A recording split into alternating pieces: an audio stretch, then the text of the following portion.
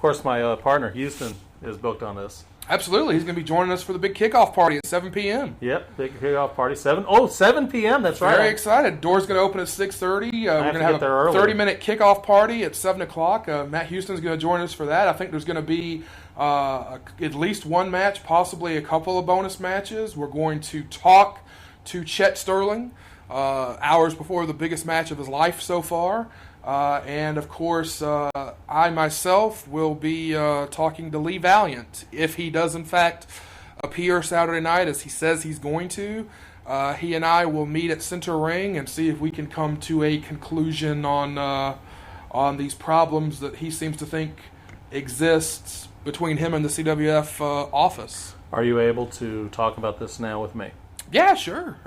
What is Lee Valiant's problem? I used to see him around here all the time. Lee and I go back a long way, go back a lot of years. When I first began my administrative duties at CWF, I was a talent for a number of years. And when I made the transition to becoming an administrator with the infrastructure there, Lee Valiant was absolutely the first guy I wanted on my team. I've always believed in Lee as a talent and as a person. And, Lee Valiant was the Mid-Atlantic Heavyweight Champion, and somewhere along the way, we kind of got sideways, and he got sideways on his feelings towards the brand and the presentation. And as a result, Lee was absent from CWF for about a year. And we're kind of on rocky terms, and after a while, and time heals all wounds, and we were able to negotiate to bring Lee back. Here, it's been about 2 years ago, at the start of 2013, we brought Lee back. I remember that. And had a great, year-long run. He went to the finals of the Weaver Cup against Trevor Lee for 45 minutes, became half of the Mid-Atlantic Tag Team Champions with the Kamakazi Kid, a team that none of us thought would ever work. But it unfortunately looks like a case of history repeating itself, where somewhere in the last 6 or so months we've gone sideways again.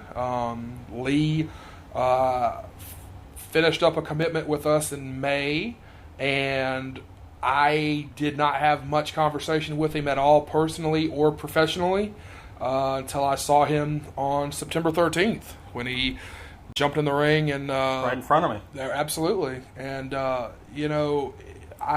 know what I intend to say on Saturday, and I gotta say, to his credit, Lee Valiant is a phenomenal talent, and he's a talent that a lot of people enjoy watching.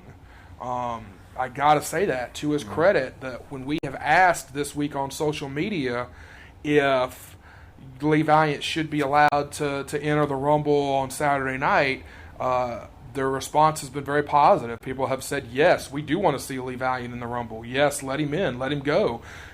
Because, his talent is such that you will get a show-stealing performance from him. You'll get a match of the night from him. For whatever reason, Lee has always been the type of person that, to varying degrees, felt like everyone was out to get him. Sometimes more than others. And that is one of the things that has led us to go sideways in the past 6 months.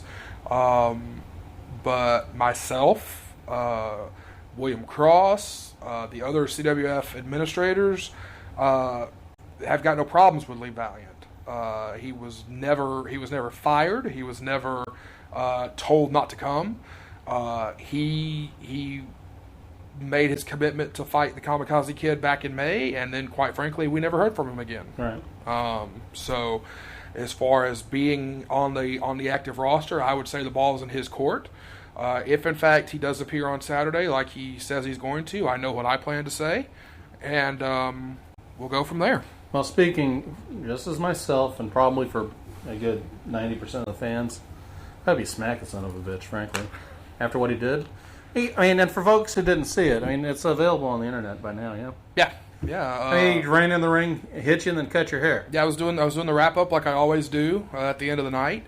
and got a little surprised. But I mean, that's the nature of the game, and my position is that no one pays to see an announcer get into it with a wrestler, Right. And so if he wanted to, cook up some grandiose scheme to return to CWF Mid-Atlantic, we could have had a dialogue about that and not gone about things the way he did. But yeah, if he's there Saturday, I know what I plan to say, and we'll see what happens. Well, you're going to have to be there. October 4th, that's this Saturday.